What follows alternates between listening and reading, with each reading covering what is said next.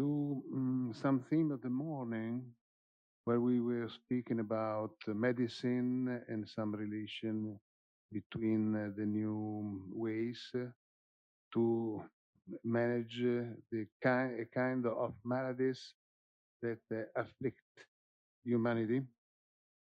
And so the title of my relation is Organic Functional Individual and Sociatric Medicine. I am a clinical sociologist. I worked for 50 years on the body of human societies, and at the data, it's about 1,000 societies that I treated with these methods. Me and a certain number of good guys, very professional, that worked with me in during all this period. So I can say that the project that I had about 50 years ago, that was to give to sociology a different status in epistemology as scientific field, I think has been obtained. And I can say that even sociology has today taken its steps toward more scientific conditions. As psychology did in its time over 100 years ago, with the great clinical experience of psychoanalysis, and then of all psychotherapists, and over 40 years ago with neurosciences, today there exists in sociology a full-blown clinical experience that guide us to a more scientific experimental way in the study of the functioning of human societies and for their health. Its name is Organalytic Sociatry. Sociatry, that is medicine of human societies. Organalytic, from the methodology used, Organalysis, of technical derivation from psychoanalysis, which gets better effect of treatment and study of human societies. I said about 1,000 cases of human society were treated with the sociatric organalytic approach to confirm scientific hypotheses on the functioning of each society and on the general functioning of human societies of all kinds. This constituted a great contribution to the epistemological status of the sociological discipline, extracting it from the field of philosophy and even from some rudimentary statistical and methodological tools insufficient for the leap onto more reliable scientific state. What then is the current contribution after this evolution that sociology in the new society organalytic experience can give to medicine?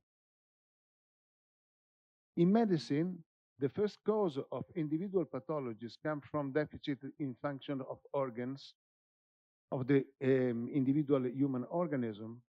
The second case is from individual systemic factors of an organic type, above all, and of a so-called psychosomatic type.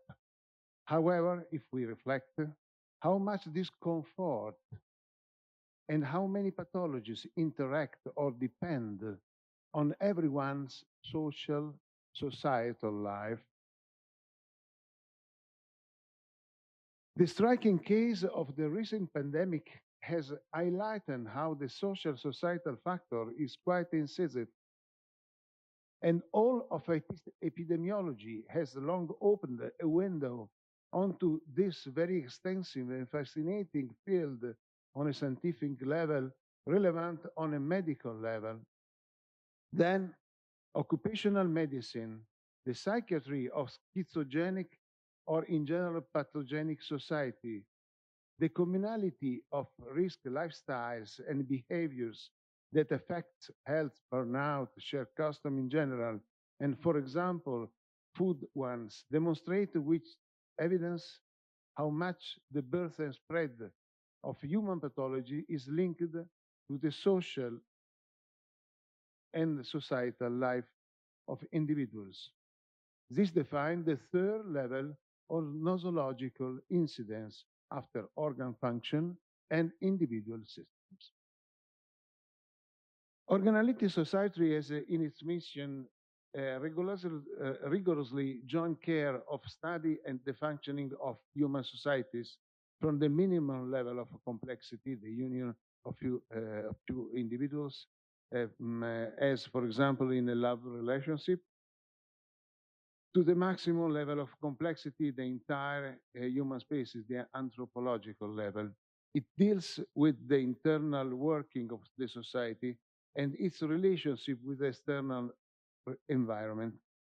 A particular principal element is the implication of the functioning of social organism, this society of the case, by be it a company, be it a family, be it a occasional special purpose society, opinion group, with reference to the individual human organism.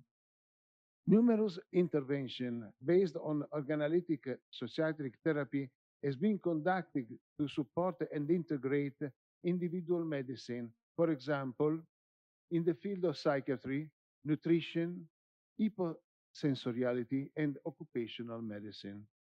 Not only these, but every individual pathology is affected by the relationship with social and societal life. And the best social societal life can do a lot for the treatment and prevention of individual pathologies. The resulting message is truly clear. It is necessary to broaden the horizon of individual medicine to the societal dimension on a technical and institutional level. We need societies who work in collaboration with doctors of individuals.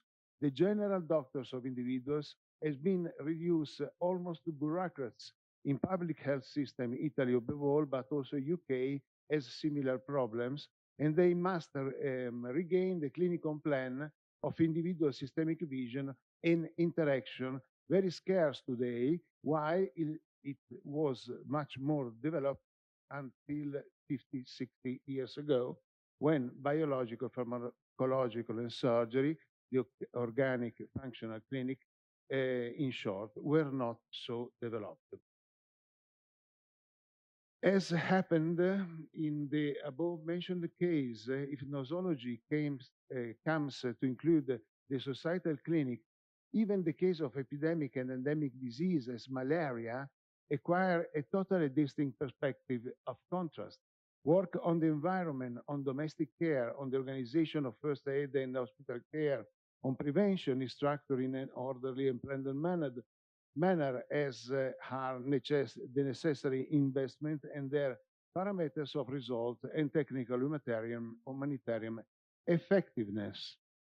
All this appears with extreme clarity today at the dawn of the third millennium, because the world has been one and entirely as it is now never. The great mass society, not only the 8 billion humans, individuals that made up the mass society, but also the addition of at least 40 billions human society, requires extreme seriousness and attention on the functioning of these non-individual subjects, but these still subjects which are human societies. In fact, they are endowed with will and organization, with specific output and ability to strongly influence the lives of individual human beings. Societal skill as crucial. The health in the logical operational items of any human society, for small families to global organization, giant states or the federation, global company, this global institution, the health of the psychological item relevant in management and the health of the socio-cultural items of the single society become as important as individual health and more than it. Also, for this reason, organalytical society contributes to the changes in leadership and vision and are persistent and unavoidable human condition, even the new diluvian era we are experiencing now, characterized by the presence of 5 contemporary revolutions. The first is the completion of globalization, the Anthropocene, the hypermediatization, the immersion of women in all the human society and all the human power and the professional, called as gynecophoria. And the fifth is transhumanism.